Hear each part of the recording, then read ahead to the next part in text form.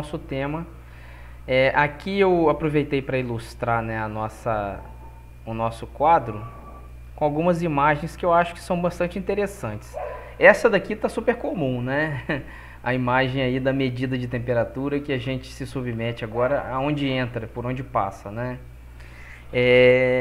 Aqui nós temos aquilo em parte que esse termômetro observa, né? Vocês sabem como funciona esse termômetro de testa que está sendo tão utilizado agora? Ele detecta, na verdade, a radiação, ou pelo menos um pouquinho da radiação, né, focado aqui aonde ao receptor, um pouco da radiação que cada pessoa emite. E como que seria se a gente olhasse para uma pessoa emitindo toda a radiação, né? Para a temperatura que o nosso corpo se encontra, a radiação que ele emite é algo em torno do infravermelho, que a gente diz. O infravermelho é uma radiação que se localiza um pouco abaixo da radiação visível. Por isso mesmo que a gente não enxerga ela, porque ela não está no visível, ela está no infravermelho, o que significa que está abaixo do espectro do vermelho, no espectro do que a gente chama de visível. Aqui nessa imagem a gente pode observar o seguinte, que existem aí níveis de emissão, né? Onde nós temos o vermelho está sendo indicado que há uma emissão mais forte, aonde está tendendo ao azul tem uma emissão menos forte. Essa imagem aqui é uma imagem que a gente chama de imagem térmica, ou seja, é uma imagem que indica para nós, por contraste, aonde está mais quente, aonde está mais frio. Esse tipo de imagem... Oi? Do vermelho e azul, o vermelho está mais quente, o azul tá menos quente, é meio que foi... fizeram assim pra dizer assim, ou realmente descobriram que é assim? Não, aqui nesse caso em questão, foi estabelecido um padrão de resposta, porque como é uma imagem, essa imagem foi construída assim. Na verdade, se você for pensar do ponto de vista de temperatura, como a gente até vai discutir mais à frente, no sentido da luz, da radiação, temperaturas, cores, né, tendendo para o azul, representam temperaturas mais elevadas, né? Quando a gente observar o espectro, por exemplo, do visível, vamos anotar aqui, ó. O visível, ele compreende uma região que está entre 400 e 700 nanômetros. Então, para comprimentos de onda menores, nós estamos aí na tendência do azul, violeta para frente. Não é à toa que existe o ultravioleta para menores comprimentos de onda, e para maiores comprimentos de onda, o extremo visível vermelho tendendo para o infravermelho. Então essa que é a dinâmica aí observável. Então seria de se esperar que temperaturas maiores estivessem tendendo para o azul para baixo, porque tem mais energia. Temperaturas menores se comparado para o vermelho. Aqui é uma questão de padrão de contraste apenas. Então, como a imagem é construída, o aparelho aqui, ele não identifica vermelho, ele identifica comprimento de onda. Ele tem ali Sim, a tradução da imagem se tornou essa. Por exemplo, aqui, ó, vamos passar para um outro exemplo. Aqui, por exemplo, nós temos a imagem não térmica, essa imagem visível mesmo. Alguém pegou ali uma barra de aço, ou não sei o que é esse material, uma liga de aço, extremamente quente. E olha o que acontece com ela. Onde ela está muito quente, qual a cor que ela exibe? Amarelo, dourado. Aonde está menos frio, como que ela está? Avermelhada. Tá vendo? E aonde está muito, muito, muito quente, o que ela está tendendo a ter? Ó? Tá quase que esbranquiçada. Tá vendo? Então, isso é a imagem real, né? É uma imagem também térmica, só que de emissão no visível. Você enxerga esse amarelado aqui com os olhos. Essa imagem do cachorro aqui, por exemplo, está mais próxima dessa. É uma imagem térmica também, mas com contraste real. Ou seja, onde está o olho, que é mais quente, está super iluminado. Por quê? Aonde está mais quente está com mais radiação do que aonde não tem tanta liberação térmica, que é a parte da pelugem do animal aqui, por exemplo. Ou mesmo o fone de ouvido, que está emitindo quase que nada, né? Tá vendo o fone? Tem um fone que um troço no, nas orelhas do cachorro. Fiquei em dúvida se era um fone ou eram as orelhas dele. Não, são os fones. A orelha tá aqui, ó. Tá vendo que tá em preto certinho a estrutura? Tem até um fio aqui passando, ó. Tá vendo? Mas a imagem é estranha, tá confuso. Eu estranhei porque eu primeiro pensei, o cachorro tá de fone, aí depois eu Um cachorro de fone na aula de física, né? Só na aula de física pra ter o cachorro com fone, né? Mas ou talvez uma proteção de orelha, né? Auricular. Mas tem alguma coisa aqui que não é do cachorro. A orelha dele aparentemente tá aqui, ó. Tá vendo? Tá dobradinha pra cá assim. Eu não tenho a imagem sem ser essa visão aqui, mas é o que aparenta ser, né? Então existe essa diferença de interpretação. Que aqui, as cores apresentadas são uma interpretação do que está sendo observado. De fato, quando um objeto é aquecido, ele emite luz e radiação. A questão aqui é que não é essa radiação que está aqui exatamente, tá certo? Aqui é um contraste criado. Aqui sim é um contraste real. Onde está mais quente você tem uma cor, onde está mais fria tem outra. Porque cada cor tem refletido sobre si uma temperatura. Então, tipicamente, cores tendendo para o azul e o violeta são cores que representam temperaturas mais elevadas. Porque ali eu tenho mais energia. O contrário vai acontecer quando eu tendo para o vermelho. Então, se eu perguntasse, por exemplo, para a gente, né, como que eu poderia associar esse contraste? Bom, o corpo de um ser humano, em média, está em torno de 37 graus. Então, em 37 graus, eu tenho uma emissão de infravermelho. Se eu falar, por exemplo, de uma barra de aço como essa, que ela esteja, por exemplo, a 700 graus Celsius, ela está emitindo visível. Vocês entendem? Então, quanto mais energia tiver, mais temperatura tem. Quanto mais temperatura tem, menor o comprimento de onda. Então o infravermelho está aqui, por exemplo, ó, que é onde nós estamos com o nosso corpo. Esse termômetrozinho aqui, ele é um aparelho dedicado a detectar infravermelho. Ficou clara essa ideia para vocês? Ele detecta a radiação que a gente emite, tá certo? Já esse termômetrozinho aqui, que é bem mais tradicional, o que ele detecta? Como que ele funciona, né? Esse termômetro aqui é um termômetro para medir a temperatura do dia. Nem é aquele da febre, de botar embaixo do braço, nem é um termômetro mais extenso. Ele é um termômetro de máximos e mínimas. Nesse caso aqui é o termômetro direto, nem é de máximos e mínimas. O que acontece dentro dele? Aqui, ó, na parte central, ele tem um tubo de vidro bem fininho mesmo. Aqui dentro é colocado uma substância que vai se dilatar com a temperatura. E essa substância possivelmente não é vermelha, tá certo? É adicionado ao que está aqui dentro um corante. Então pode ser um álcool, pode ser uma acetona, alguma substância nesse nível, que dilate bem com as temperaturas usuais que o termômetro aqui vai informar. Então a substância que está aqui dentro, ela, com a dilatação dela, eu consigo padronizar temperaturas. Então é assim que ela funciona. Dilatação de um líquido aqui dentro. termômetro para medir a temperatura ambiente não coloca mercúrio, não. Senão não vai dilatar direito. Exatamente, porque aí quer dizer, para cada perfil de termômetro eu vou ter uma substância que se dilate mais adequadamente. O mercúrio vai ter uma dilatação típica que eu tenho interesse em focar em 37. Então o termômetro clínico, ele começa lá em 33, 34 graus e vai até 42. Olha o regime dele, é bem curto comparado a esse. Então eu acabo utilizando lá mercúrio, que é um metal líquido extremamente denso, com capacidade de dilatação muito sutil, né? Então está aí o interesse. Então esse mecanismo talvez seja o mecanismo principal, né? Eu vou até destacar outros mecanismos aqui de medida, mas antes de passar para os mecanismos de medida, eu queria fazer 4 comentários do ponto de vista da temperatura. Porque os nossos temas principais aqui são calor e temperatura, né? O que essas informações têm a ver uma com a outra e como que a gente vai trabalhar essas duas informações para obter aí respostas ou até trazer perguntas interessantes. Primeiro, a temperatura é aquilo que a gente está se focando aí desde o primeiro slide, né? E a temperatura, ela é um sinal. A temperatura, ela representa, do ponto de vista térmico, a situação que um corpo se encontra. Já o calor, ele é sinônimo de energia. O calor é a expressão que a energia tem para fenômenos térmicos. Sabe aquela energia mecânica que a gente estava falando até semana passada, semana retrasada? Então, energia é um termo geral.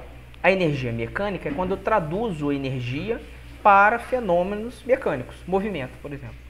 Então, quando eu pergunto energia do ponto de vista térmico, aí eu trato do calor, é o apelido que a energia recebe. Então, calor nada mais é do que a energia relacionada aos fenômenos de natureza térmica. E a temperatura, o que que é? A temperatura é um parâmetro, é um indício, é um sinal de estados térmicos ou de como a energia térmica pode estar sendo trocada ou não de um lugar para o outro, de um objeto para o outro. Então, nessa primeira etapa, a gente vai dedicar uma parte do nosso tempo à temperatura, mas para o final eu vou falar sobre calor. E, bom, aí eu começo com duas perguntas, né? O que nos informa a temperatura dos objetos? Quando eu olho, por exemplo, um objeto que está a 22 graus Celsius, o que ele nos informa com esse número? Inicialmente ele não nos informa nada, é um tanto vago, mas aí se eu pego o mesmo objeto, coloco ele no micro-ondas e ponho ele lá 30 segundos no micro-ondas, depois de 30 segundos eu percebo que ele passou para 24. O que eu percebo de diferente de imediato das duas circunstâncias? Se esse objeto for um copo de vidro, por exemplo, e eu colocar meu dedinho lá no copo, eu vou perceber que aqui ele está um pouco mais quente do que estava. E como que eu tento isso? Como é que eu testo essa informação? Eu coloco o dedo, é através do tato. O nosso tato está calibrado para observar o quente e o frio. E ele está calibrado para fazer isso por outras razões. Uma delas é a autoproteção, né? Eu experimentar aquilo que está muito quente para que a minha pele não sofra um dano. Então, a temperatura é um parâmetro que nos acompanha desde os primeiros momentos de vida, como forma de proteção, de controle. Outra questão é, por que o nosso corpo se mantém a 37 graus? Ou em torno disso, 36,5? Isso tem a ver com a forma que o nosso corpo foi projetado para funcionar.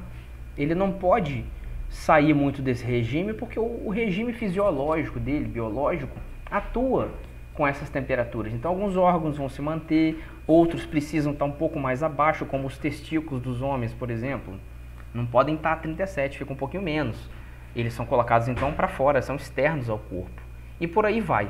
Então, a temperatura, ela é uma informação que a gente vai medir com termômetros e ela nos traduz, basicamente, muita informação sobre o que acontece naquele objeto no nível microscópico. Por exemplo, se eu mudar um pouco o assunto, sair aí dos exemplos que eu dei de objeto e falar assim, bom, o que acontece quando um objeto tem as suas dimensões aumentadas, quando a temperatura varia? Aí eu vou convidar vocês a olhar lá na estrutura, né, microscópica da barra de ferro, por exemplo, de aço. A gente vai observar que lá eu tenho átomos, e esses átomos estão bem organizadinhos lá na estrutura desse material. Quando eu aumento a temperatura, o que acontece é que as distâncias típicas desses átomos começam a aumentar. Começa a aumentar a agitação entre os átomos, ou seja, a temperatura, no sentido atômico, tem uma relação direta com movimento, ou seja, a agitação dos átomos e das moléculas, né? Então, a temperatura está ligada diretamente à estrutura também da matéria. Afinal de contas, o nosso corpo é feito de matéria, a cadeira é feita de matéria, o planeta é feito de matéria e por aí vai. Então, são situações e circunstâncias bem ligadas. A gente vai explorar isso aí no slide a seguir. Antes de passar para lá, a gente vai fazer um destaque que foi o destaque que eu já comecei falando no encontro de hoje. E como que eu meço a temperatura, né? Formas de se medir a temperatura. Como representar a temperatura, ou seja, quais são as escalas e unidades de medida. Então, vamos primeiro discutir como medir a temperatura. E na sequência, a gente vai discutir como que as mudanças de temperatura podem se associar e influenciar a estrutura da matéria. Passando um pouco pelo conceito básico que vocês já foram apresentados anteriormente, né? quais são os estados básicos da matéria. Então nós temos 3 estados básicos para a matéria. Nós temos o estado sólido. O que tem de típico no estado sólido, né? O estado sólido, ele tem formato estabelecido, tá aqui em inglês, mas eu estou traduzindo, e ele tem um volume fixo. Então eu pego, por exemplo, uma barra de aço, a temperatura ambiente, a barra de aço tem tamanho e formato estabelecidos. Se eu pego essa barra de aço e coloco dentro de um forno a 1000 graus Celsius, que já está lá numa região que o aço está mudando para o estado líquido, o que acontece com essa barra de aço? Ela daqui a pouco vai se tornar um volume líquido. Ou seja, eu mudei o estado, né? Então, o estado da matéria, no caso o aço, por exemplo, tem a ver com a temperatura que ele se encontra, principalmente, né? Então, o estado sólido é esse que preserva formato e volume. Já se eu aqueço, por exemplo, a barra de aço, ele se torna líquido, temperaturas bem altas. O que o estado líquido tem de comum para a gente, né? Primeiro, ele tem um volume estabelecido, porém, o formato que ele apresenta depende de onde ele está. Qual é o formato, por exemplo, de 1 litro de água? Vai depender de onde você coloque a água, né? Se você derramar 1 litro de água no chão da sua casa, o que acontece com aquele 1 litro de água? Ele se distribui ali na superfície numa camada bem fininha. Se eu coloco esse mesmo 1 litro num jarro de suco, qual vai ser o formato da água? O formato interno do jarro de suco. O terceiro estado principal é o estado gasoso. Esse sim é bem mais complexo, porque se eu for aumentando a temperatura da água mais e mais, passando aí de 100, 100 e poucos graus, a depender da pressão, né, que você se encontre, a água deixa de estar no estado líquido e passa a estar no estado de vapor. E o que o estado de vapor apresenta comparado aos 2 outros estados? Primeiro, ele vai ocupar o formato do que contém ele. Por exemplo, qual é o formato do ar que sai da sua boca agora? Quer dizer, ele está seguindo o formato da sua garganta, né? Daqui a um tempo, o ar que você expeliu vai ocupar o quê? O volume do ambiente onde você se encontra. E assim ele vai, né? Ele vai ocupando e ficando cada vez mais distribuído. O outro parâmetro que a gente vai ter definido é o volume. O volume que sai da sua garganta é aquele volume ali que reflete a quantidade de ar que você expeliu. Aqui tem uma diferença brutal comparado a líquidos e sólidos, porque quando eu falo de um gás, o volume de um gás está atrelado diretamente à temperatura que aquele gás está e à pressão a qual ele está submetido. Por exemplo, o ar que você está expelindo na respiração, ele primeiro está vinculado à temperatura do seu corpo.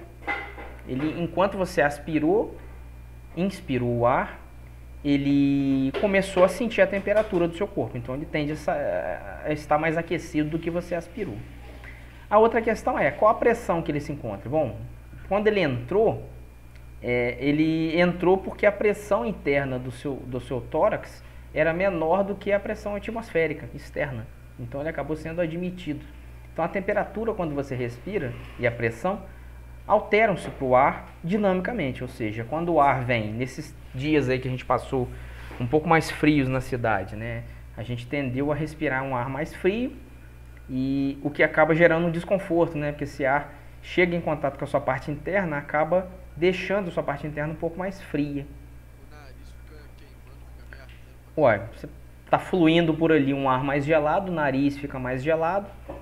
E então os 2 parâmetros, temperatura e pressão, afetam a forma que o volume do ar se apresenta. Então, mais adiante, nem é nessa apresentação aqui, nos próximos encontros, a gente vai discutir que uma determinada massa de ar, por exemplo, 10 gramas de ar, podem se apresentar, ou de água, né, em vapor, por exemplo, vapor de água, 10 gramas de vapor de água, podem se apresentar com volumes distintos à medida que eu coloque essa massa de vapor de água em temperaturas e pressões distintas.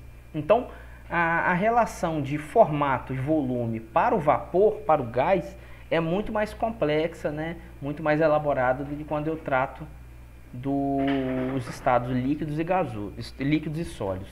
Mas resumindo, de forma mais simples, a gente vai tender a observar como nessa figura aqui.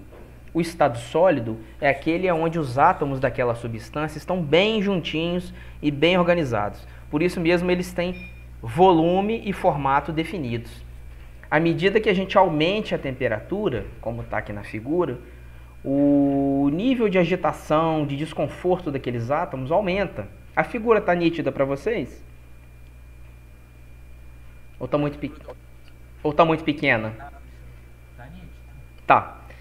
Então, não dá para ler, tá? Aqui é líquido, gás, tá, e plasma. E aqui a temperatura. Aqui ele está indicando que a temperatura está subindo da menor para maior. Então, à medida que a gente aumenta a temperatura, no estado líquido, as moléculas e átomos já têm uma agitação maior, já não consegue manter aquela estrutura montadinha.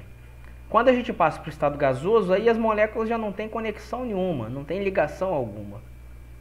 E a gente tem um quarto estado ainda, que não é tipicamente tratado, né, mas que também acontece, que é o estado de plasma, que é um estado onde nós temos aí as moléculas do gás extremamente energizadas. Os plasmas acontecem em algumas situações, por exemplo, como lâmpadas fluorescentes, ou mesmo no Sol. O Sol tem uma estrutura plasmática também, na sua origem, lá em parte da sua estrutura de funcionamento. Vou passar um slide aqui adiante, para a gente falar sobre estados ainda, né? E depois falar sobre as medidas. Aqui eu trouxe alguns exemplos para a água, né? Aqui a água no estado sólido, que é o popular gelo, né? A gente chama o estado sólido da água de gelo. O gelo se estabelece tipicamente em temperaturas abaixo de 0 graus. Porém, nós vamos discutir aqui ao longo dos nossos encontros que mesmo essa temperatura não é algo fixo. Ela depende das condições de ambiente. Ou seja, se eu estiver aqui em Campos ou se eu estiver lá na serra, perdão, a 1000 metros de altitude, a temperatura do estado ou da mudança de estado pode variar. A gente vai discutir isso mais adiante. Mas a rigor, a 1 atm de pressão atmosférica, o gelo está se tornando sólido, a água está se tornando sólida em torno de 0 graus. Já o estado líquido é esse estado que a gente observa geralmente, né, entre 0 e 100 graus. Passando aí de 100 graus, novamente depende da pressão ambiente, você observa o vapor. Inclusive, a mescla de estados não é algo rígido, do tipo, a partir de 0 graus só tem gelo. Essa imagem aqui, por exemplo, essa e essa, apresentam para nós o que a gente chama de coexistência de estados. Ou seja, aqui possivelmente eu tenho uma temperatura acima de 0 graus. Então o que acontece com essa pedra de gelo? Acima de 0 graus, ela começa a se tornar o quê? Líquida, mas não é instantaneamente, né? É preciso de um tempo para que isso aconteça. Assim como eu posso observar nessa imagem aqui, que dá até calafrio, né? De tanto gelo que tem aqui nessa água. Imagina dar um mergulhinho por aqui, não seria muito agradável, né? Você tem aqui a coexistência também do estado líquido com o estado sólido. Isso é possível em algumas temperaturas também. E aqui a gente vai observar algo bem cotidiano. Quem gosta de um cafezinho aí, de um chá, se você tiver com um termômetro em casa capaz de medir essas temperaturas, você vai observar que na sua casa, muito possivelmente, esses vapores aqui já estão acontecendo ali na água que você coloca no fogo bem antes de 90 graus. Já a partir aí de uns 60, 70, 80, você já começa a observar aquele fluxo de vapor bem grande. Aí você vai pensar, pô, mas o Milton não disse que o vapor da água acontece a partir de 100 graus? Sim, a mudança de estado acontece a partir de 100 graus. Porém, à medida que a água vai ganhando temperatura, existe uma relação chamada pressão parcial, que a gente vai discutir mais à frente. Então a água já começa a migrar para o estado um tanto antes, embora de fato ela vá fazer isso efetivamente a partir dos 100 graus. Aqui possivelmente essa água já está em ebulição, né? Passou aí de 95, 96 graus, já está nesse estado aí de pressão alta, emitindo aqui pela chaleira, que acontece numa panela de pressão também. Aqui eu vou voltar mais adiante a esse tipo de gráfico, ele é muito elaborado, muito complexo aqui porque a gente está falando, mas ele representa um diagrama de fase que a gente diz. E nesse gráfico nós estamos expressando aqui possíveis pressões e possíveis temperaturas. Então, de acordo com o avanço de pressão e temperatura, a gente consegue estabelecer em qual estado aquela substância está. Por que existe esse tipo de gráfico? Justamente como eu comentei, né? o estado, por exemplo, sólido da água depende da pressão. Para um ATM, nós teremos gelo com 0 graus, possivelmente. Mas se eu aumentar a pressão ambiente ou diminuir, essa temperatura pode mudar. Então esse tipo de expressão é quem vai nos orientar em relação a isso. Passando aqui adiante, então, formas para a gente medir a temperatura, né? Eu ilustrei no início dois tipos de termômetro, né? A gente falou sobre o termômetro que a gente chama de termômetro de bulbo. O termômetro de bulbo é aquele que tem aí uma estrutura de vidro. E aqui no finalzinho dele, ele geralmente tem um estreitamento, um estrangulamento, e aqui tem um bujãozinho, onde é colocado o líquido que vai ser dilatado. Então tá aqui a substância, pode ser o mercúrio, pode ser o álcool. Essa substância consegue se dilatar aqui. O que acontece? Quando a temperatura muda, seja aumentando, seja diminuindo, esse estreitamento, todo o vidro, né, vai se dilatar, mas especialmente esse estreitamento que muda. E aí a dilatação do líquido comparado do sólido são diferentes. Então, à medida que esse estrangulamento muda, o líquido consegue se expandir mais aqui para cima. E aí nós temos aqui um reflexo, né, de como a temperatura se alterou ali no contato direto com esse bulbo. Outras formas de se medir a temperatura, nós podemos utilizar a resistência elétrica, é uma forma bem usual, bem comum. A resistência elétrica está atuando nesse termômetro aqui e nesse aqui também, aquele digital, sabe? Que está muito comum agora também. Daí o áudio não saiu. Então eu vou repetir. Aqui exemplificando, vê se estão me ouvindo bem. Agora sim. Então exemplificando aqui. Então, tá, vou continuar, senão me interrompo para eu falar novamente. Exemplificando aqui formas de se medir a temperatura, né? A resistência elétrica é um mecanismo bem interessante. A resistência elétrica, ela é uma característica, né, de sólidos que depende, entre outras coisas, também da temperatura. Então, aqui nós temos dois exemplos que a resistência elétrica está sendo utilizada para medir a temperatura. O termômetro digital e aqui um termômetro que pode ser um termômetro de mecanismos variados, enfim, de utilização variada, como num refrigerador, por exemplo. Os dois funcionam basicamente do mesmo tipo. Aqui a gente tem formas mais tradicionais. Esse termômetro aqui, por exemplo, ele é um termômetro que funciona por dilatação direta. Aqui atrás dele tem um mecanismo sólido, uma placa sólida, bem fininha, bem estreita, que consegue sentir mudanças de temperatura, ou seja, a mudança à medida que o tamanho dessa estrutura se modifica, o ponteiro vai sendo movido. Aqui possivelmente deve ter uma espiral ou algo nesse sentido. Uma espiral metálica, por exemplo, rígida. À medida que a temperatura muda, essa espiral pode sofrer alterações aqui e acabou movimentando o termômetro. Não é um termômetro muito preciso, mas usual porque ele acaba sendo barato.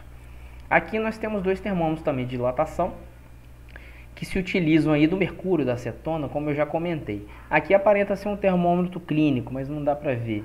Esse aqui é um termômetro de medidas de temperatura externa mesmo. E aí, por fim, o termômetro por radiação, né, que a gente comentou no início, que está tão comum agora, né? Esse termômetro aqui, ele basicamente mede a radiação que aquele ponto onde está sendo emitido emite, né? Existe uma relação na física que associa comprimento de onda e temperatura. Tem aqui uma constantezinha que vai aparecer aqui também. Mas é possível se associar temperaturas a comprimento de onda. Então ele mede basicamente a radiação que um determinado ponto emite e associa qual radiação ele tem com a temperatura observada. Vamos falar agora sobre as escalas de temperatura, né? Aqui eu já falei um pouco sobre a expansão e contração do bulbo de vidro, né? Aqui eu separei para vocês. Adorei o chama aí, professor. Foi o quê? Adorei o chama do Ben 10. É porque ele está aquecendo, né? Ele está aquecendo aí aquecendo o bulbo. Eu vou ver se eu consigo abrir essa animação aqui. eu quero passar, eu vou botar depois no nosso ambiente lá o link dela. Eita, deixa eu voltar então pro... mexer com a caneta clicando, eu ainda tenho muita dificuldade.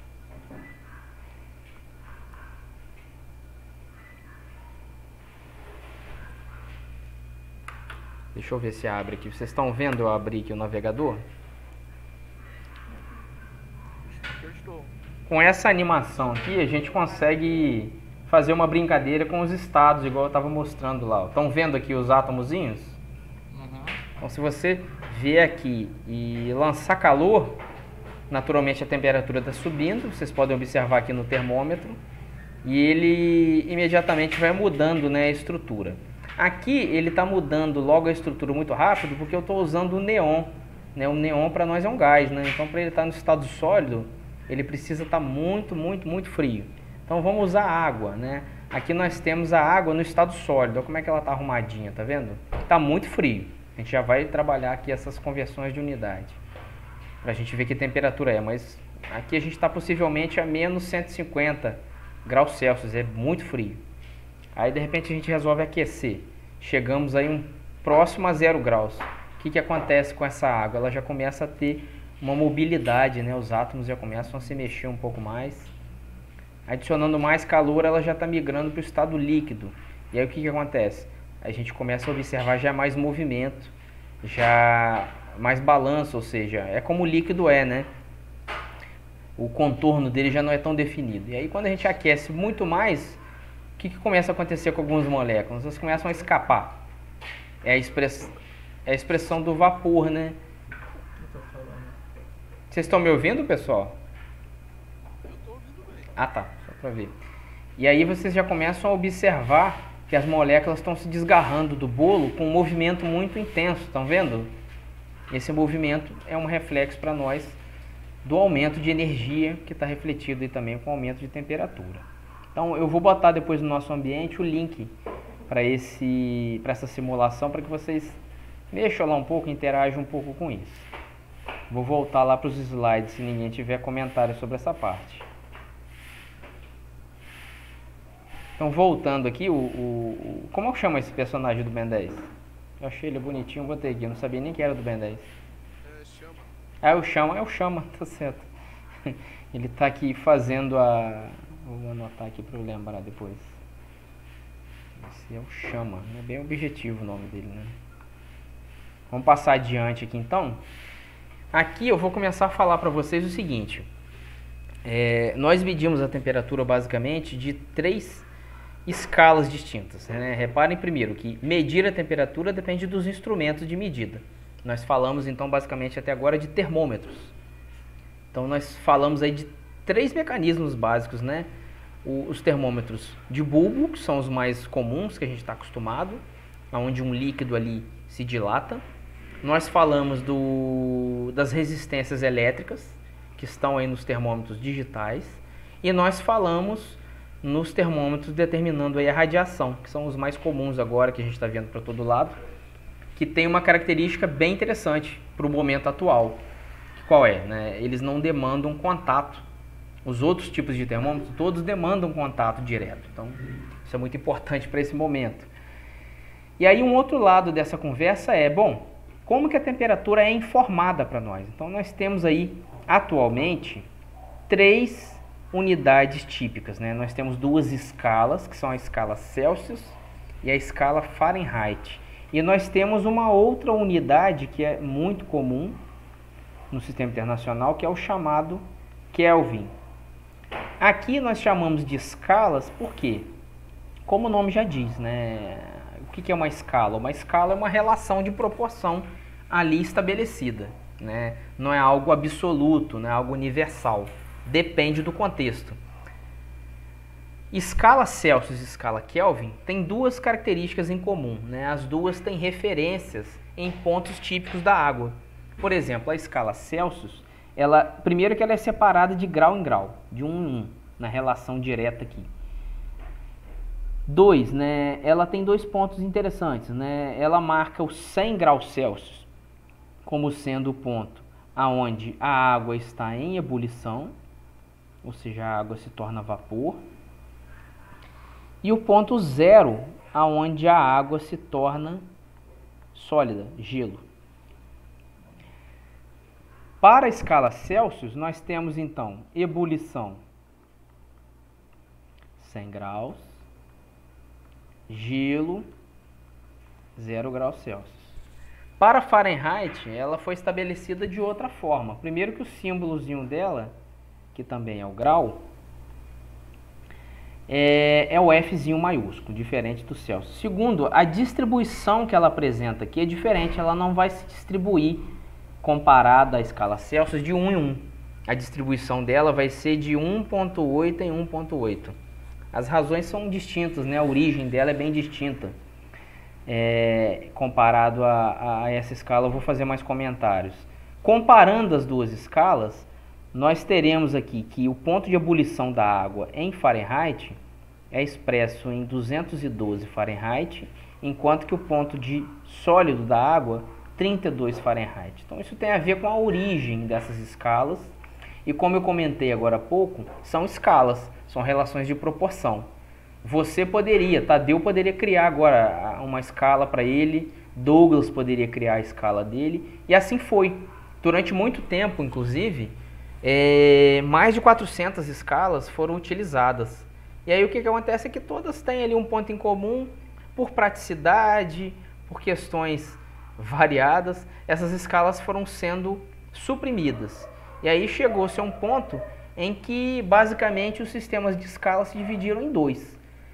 Existe parte do mundo que adota tipicamente a escala Celsius, eu diria que uma grande parte do mundo, e a outra parte que utiliza o Fahrenheit. Quem utiliza o Fahrenheit basicamente? O Fahrenheit é adotado basicamente pela comunidade britânica, Reino Unido, Estados Unidos e todos aqueles países que derivaram aqui do Reino Unido, Austrália, Nova Zelândia, todas aquelas colônias de origem britânica, a Índia e por aí vai. Vocês imaginem aí todos os países que tiveram aí a sua origem moderna passando pelo Reino Unido carregam essa herança. Já os outros países europeus difundiram.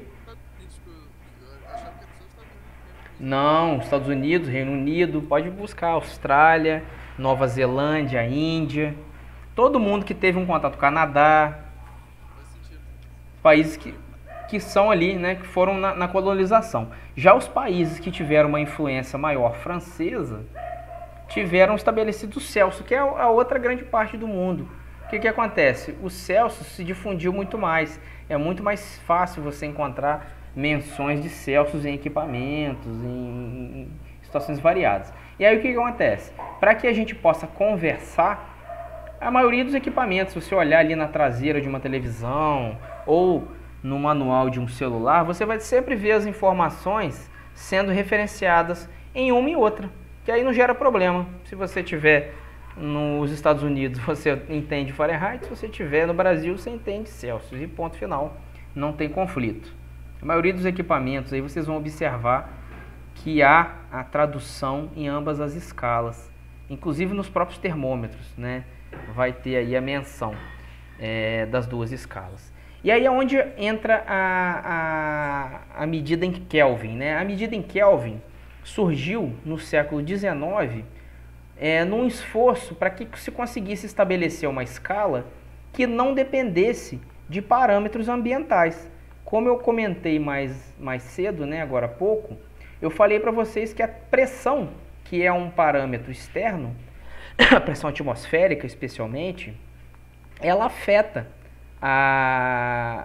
as temperaturas de estado atmosférica. Por exemplo, se você pegar o ponto de ebulição aqui em Campos, ele vai ter uma temperatura em torno de 100, 95 graus.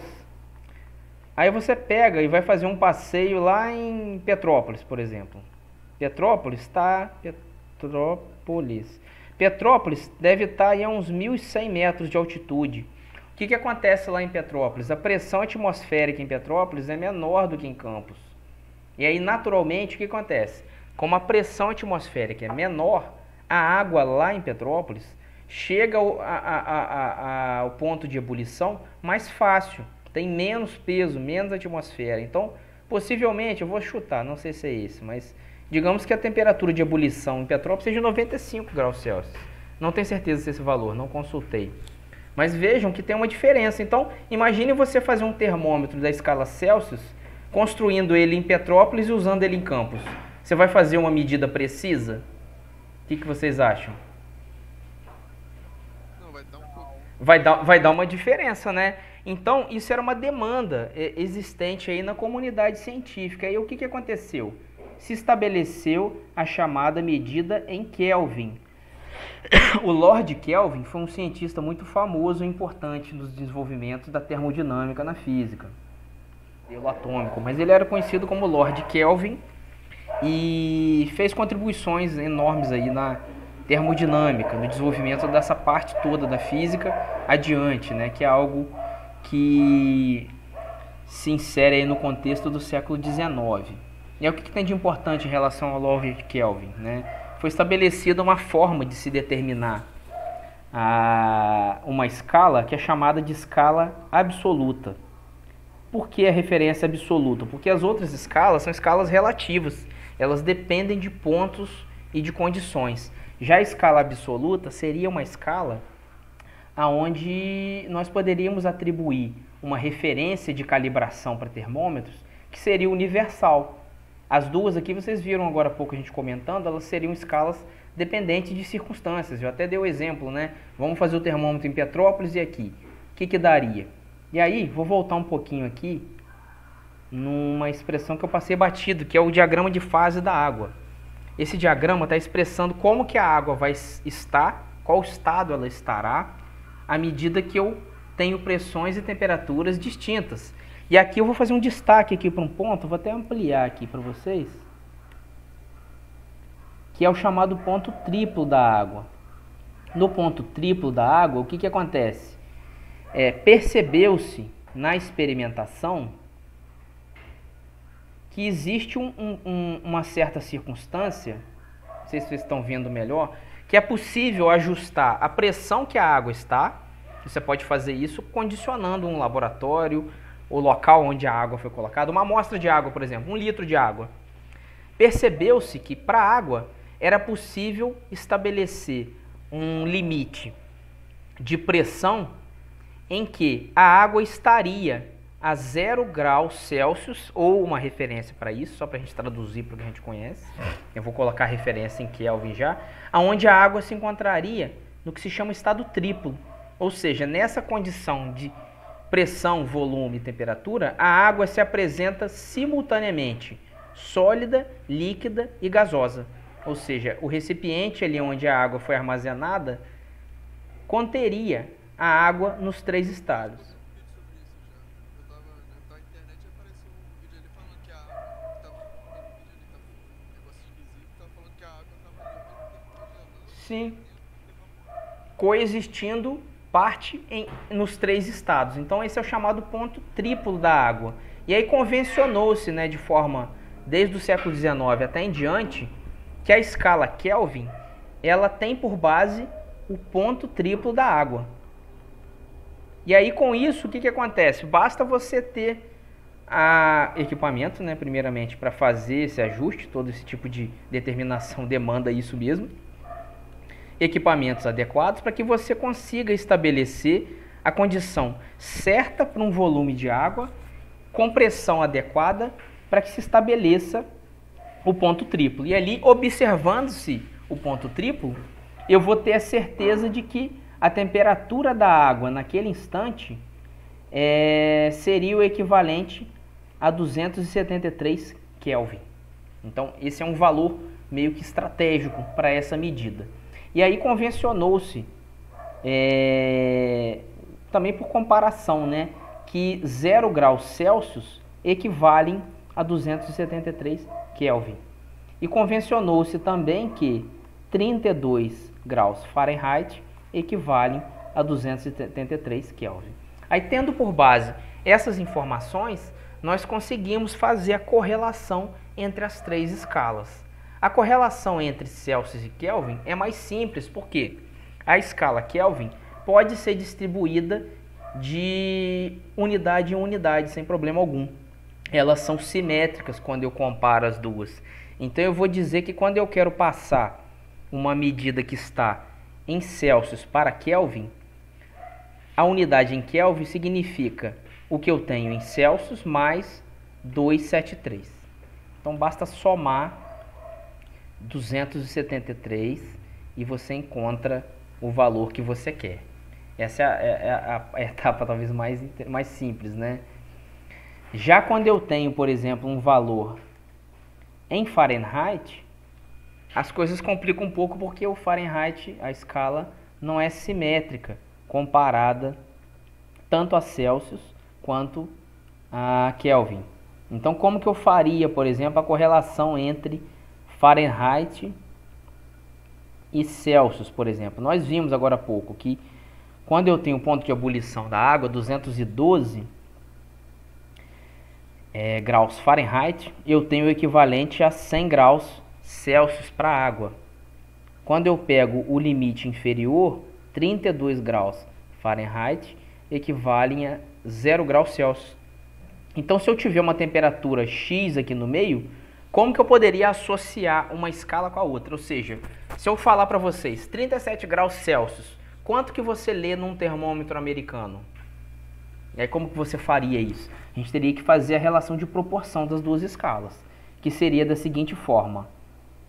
A temperatura em Fahrenheit, que eu chamei aqui de X, vou até botar um Fzinho aqui para ela, para lembrar a vocês que a gente está falando de Fahrenheit. Isso, o Sorato pediu para avisar que ele não vai poder participar porque ele tá com a internet dele tá caindo. Perfeito. Eu vou só finalizar esse slide aqui, a gente encerra também, tá, pessoal? Para não passar muito tempo de vocês. Só para eu concluir esse raciocínio aqui, aí na semana que vem a gente volta com exercícios. Então, temperatura em Fahrenheit, menos 32, que é o limite inferior, dividido pela variação toda. Tudo isso na mesma proporção é igual a TC, que representa a mesma medida, porém informada em graus Celsius, menos 0, tudo dividido por 100 menos 0, que é um intervalo inteiro. Então, repare que eu tenho esse intervalo dividido por tudo é igual a esse intervalo dividido por tudo. E aí, se a gente organizar um pouquinho as coisas, a gente consegue chegar numa expressão que nos diz diretamente como associar as duas informações. Eu vou chegar numa das formas, vocês podem trabalhar outra forma posteriormente, né? A gente chega aqui numa expressão que generaliza. Se eu quiser saber em graus Fahrenheit quanto é uma temperatura em Celsius, o que eu faço? É o contrário, né? Se eu quiser saber em Celsius uma temperatura em Fahrenheit, eu substituo aqui em TF o valor dessa temperatura e obtenho o valor em graus Celsius. Se eu quiser fazer o oposto, o que eu teria, né? Que foi a pergunta que eu fiz agora há pouco. Eu teria 9/5 TC mais 32. Então, isso são só exercícios, só soluções aqui nesse momento, para que a gente faça a conversão entre as escalas, tá certo? Nada mais além disso. É um exercício, inclusive, meramente operacional, que vai ter aí uso muito específico em algumas circunstâncias que a gente tem interesse, mas não é o nosso foco ainda de interesse. Só para resumir o que a gente tratou hoje, nós falamos basicamente sobre mudanças de estado, nós falamos também sobre o que caracteriza cada estado, né? As circunstâncias que cada estado apresenta e tudo mais, e trouxemos aí também algumas informações do que diz respeito a como medir temperatura, formas típicas de se medir a temperatura, como se estabelecer uma medida de temperatura e, por fim, eu associei junto a vocês como que a gente poderia expressar uma medida de temperatura do ponto de vista das unidades. E aí a gente tratou 3 formas de unidade básicas, né? 2 escalas e as medidas em Kelvin, né? Que são chamadas também a escala absoluta, conforme a gente falou por último. Perguntas, pessoal?